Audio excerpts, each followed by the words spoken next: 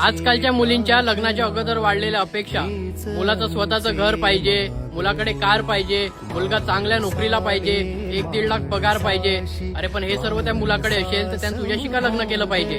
हा, तू कधी तुझ्या बाबांना विचारलंय का की तुम्ही किती वर्षानंतर घर स्वतःचं घेतलंय, किती वर्षानंतर कार घेतलंय? पहिला विचारा. तुमचे स्वप्न पूर्ण करण्यासाठी तुमच्या बाबांनी किती मेहनत केलंय ना, हे त्यांना विचारा. तुम्ही एवढ्यातच 21-22 वर्षाच्या मुलाकडनं अपेक्षा करतील तर कसं तो पूर्ण करणार? अरे त्याच्या घरच्यांची जिम्मेदारी आहे त्याच्या डोक्यावर. लहान भाऊ असेल तर भावाची जिम्मेदारी आहे, बहीण असेल तर बहिणीच्या लग्नाची जिम्मेदारी आहे. कधीतरी विचार करावा मुलीने. आणि मुलींनी फक्त पैसा बघून लग्न नाही करावं, त्या माणसाचं मन बघावं, तो माणूस किती चांगला आहे हे बघावं. कारण पैसा बघून नेहमी तुम्ही लग्न करतात आणि मग घरी भांडी घासावी लागतात, घरचे त्रास देतात. हे कशामुळे? फक्त पैसा बघून तुम्ही त्यांच्या घरात जातात. समजलं का?